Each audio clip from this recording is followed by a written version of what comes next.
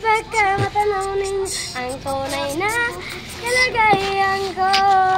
Ganito kasi tao po na siya bubakay sa loob na malaking bahay at malawak na bakuran, mataas na pader, pinapaligid at sa kapilang na mamahal mga sasakyan, mga pati na laging bulong ng bulong, wala namang gasol pero marami yan nakabag. Lumagas man ang ulan ay walang butas ang bubong, mga plato kutsara na hindi kilala ang at kanina siyang buti nagatas na nasaka o nakait na hindi pasko sa lamis sa MA at sarap siguro ang maniran sa bahay pagan sabi pa nila ay dari kayo matatagpuan na tao na nagmamayari na istano. Tapos pinag-aagaw. Kaya naman, hindi ko pinagkakawalan. Pag makikita ko lamang sila, yaging sisigawan. Kayo po